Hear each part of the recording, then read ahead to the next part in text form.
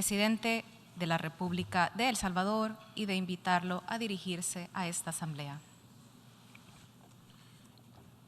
Señora Presidenta de la Asamblea General,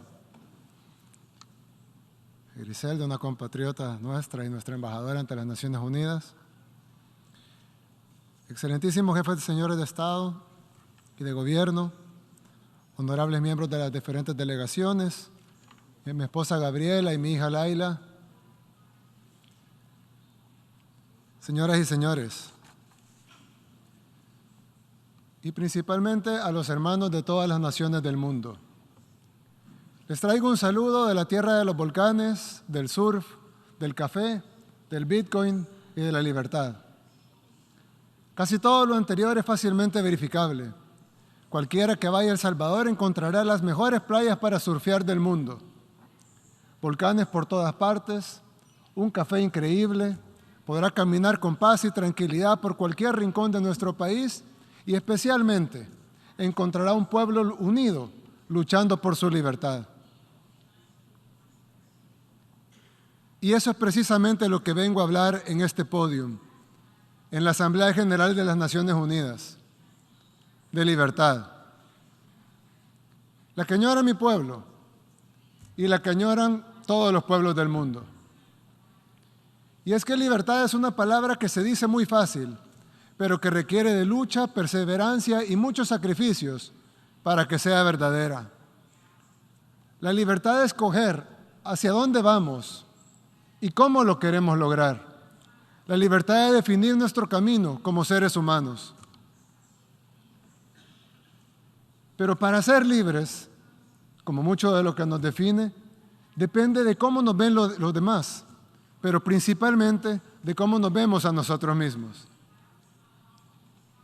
Por lo tanto, además de decidir que queremos ser libres, es requisito indispensable que los poderosos respeten nuestra libertad. Yo vengo de un pueblo que durante mucho tiempo se vio a sí mismo como menos que los demás. Vengo de un pueblo donde nunca habíamos tenido el valor de tomar nuestras propias decisiones. Vengo de un pueblo donde nuestro destino siempre fue controlado por otros. Vengo de un pueblo que solamente es dueño del país más pequeño del continente americano y que incluso esa pequeña propiedad sobre ese pedacito de tierra, que apenas se ve en el mapa, no es respetada por países que tienen muchísimo más territorio que nosotros, muchísimo más dinero y muchísimo más poder, y que piensan correctamente que son dueños de sus países, pero piensan incorrectamente que también son dueños del nuestro. Y es que un grupo de países poderosos no solo tienen mucho más que todos los demás, sino que también creen que son los dueños de lo poco que tenemos los países que no somos poderosos.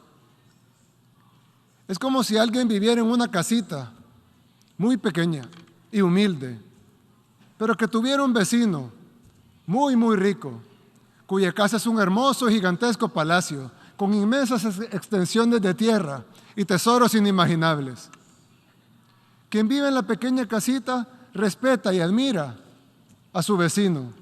No le molesta que sea inmensamente más rico que él. Él está feliz en su pequeña casita, pero ha decidido mejorarla, pintarla, arreglarla y amueblarla mejor. Con esfuerzo, claro, pero está seguro que valdrá la pena. Todo bien hasta ahí. Hasta que el vecino rico decide que su vecino pobre no tiene el derecho de arreglar su casa.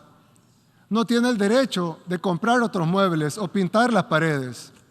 El vecino rico ha decidido que no solo es dueño de su palacio, sino que también puede ir a dar órdenes a la pequeña casa de su vecino pobre. Y la orden es que todo tiene que seguir mal, como estaba antes. Los arreglos no están autorizados. El vecino pobre no tendría por qué adversar a su vecino rico. No tiene por qué envidiarlo o aspirar a tener lo que el vecino rico tiene. No tiene por qué pretender que irá a su palacio a darle órdenes o a exigirle que cambie el color de su mármol. Pero el vecino pobre sí debe tener al menos el derecho de limpiar su casa, pintar sus paredes, cambiar sus muebles, sembrar flores en su jardín y cambiar su techo por uno que no tenga goteras y que lo proteja de la lluvia. Eso no puede molestar al vecino rico. Él no puede exigirle que vuelva a poner los muebles viejos, que corte las flores, que despinte las paredes, que quite el techo nuevo, que además le está funcionando para poner el techo viejo que había antes, con el agravante que ese techo con goteras nunca sirvió. El vecino rico no tiene ninguna autoridad para exigirle a su vecino pobre que regrese al pasado, porque no tendría por qué pretender mandar en casa ajena. En segundo lugar, porque ese vecino pobre ya intentó seguir las órdenes de su vecino rico y no le pudo haber ido peor. Y en tercer lugar, porque lo que está haciendo está funcionando por primera vez. ¿Por qué debería su vecino obligarlo a regresar a como estaba antes? ¿Con qué objetivo? ¿Para lograr qué? ¿Acaso no debería estar feliz que su vecino pobre esté un poco mejor que antes? Por eso digo que la libertad es algo por lo que aún luchamos en nuestro país, en El Salvador. Porque si bien somos libres y soberanos e independientes en papel, no lo seremos de verdad hasta que los poderosos entiendan que queremos ser sus amigos, que los admiramos, que los respetamos, que nuestras puertas están abiertas de par en par para comerciar, para que nos visiten, para construir las mejores relaciones. Pero lo que no pueden hacer es venir a mandar a nuestra casa. Y no solo porque es nuestra, sino porque no tendría sentido deshacer lo que estamos logrando. En poquísimo tiempo, El Salvador ha pasado de ser el país más peligroso del mundo, literalmente, el país más peligroso del mundo, a estar en camino a ser el país más seguro de América. Pasamos de ser un país para muchos desconocido, y los pocos que lo conocían por las pandillas, por los muertos, por la violencia, por la guerra. Pasamos de eso a ser un país conocido por las playas, por el surf, por sus volcanes, por su libertad financiera, por su buen gobierno y por haber acabado con el crimen organizado. Y esos logros que apenas empiezan y que se están consiguiendo en poquísimo tiempo, para nosotros son inmensos y tenemos el derecho a continuar en el camino de nuestro desarrollo. Por eso dije al principio que la libertad es algo por lo que aún luchamos, porque todavía necesitamos que se nos reconozca nuestro derecho a ser libres, a ser independientes de verdad.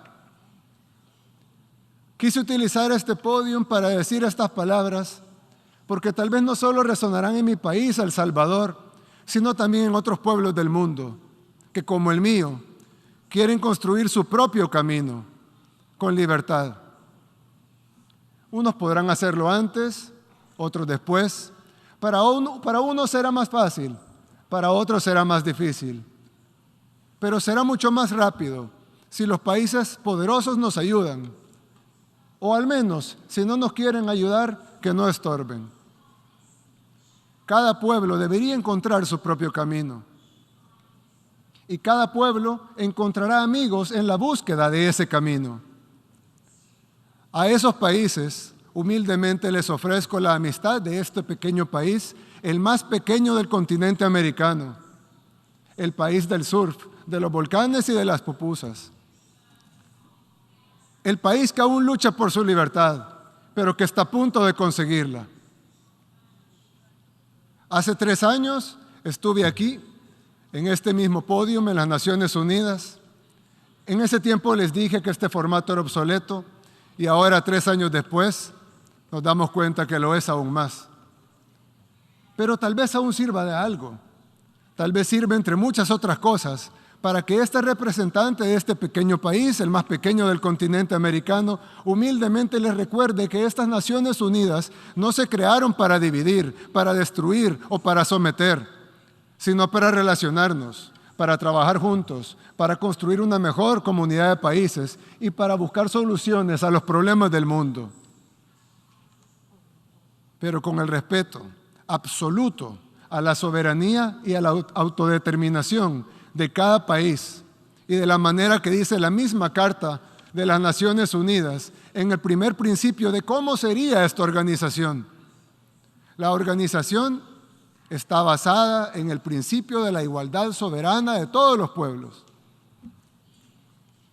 Y como dice uno de los principales propósitos por los cuales se fundaron las Naciones Unidas, fomentar entre las naciones relaciones de amistad basadas en el respeto al principio de la igualdad de derechos y a la libre determinación de los pueblos.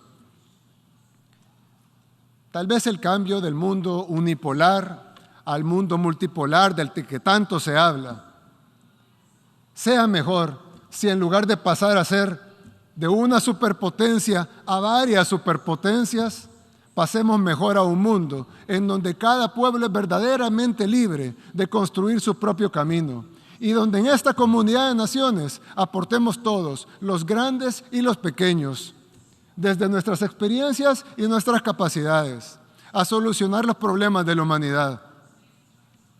Nadie pudiera estar en contra de eso.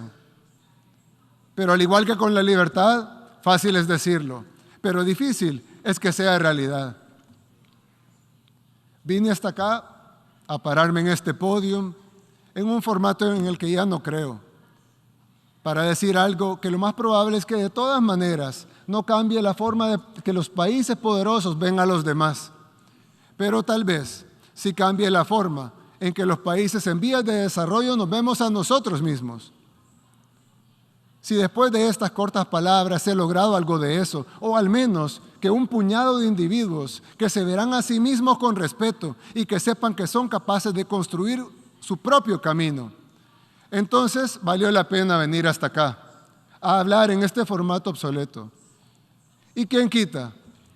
Tal vez con el tiempo, tal vez surgen otras naciones, surgen otros pueblos que también decidan luchar por su libertad. Y entonces las Naciones Unidas habrán vuelto a ser relevantes, al menos para este humilde servidor. Muchas gracias y que Dios bendiga a todas las naciones del mundo.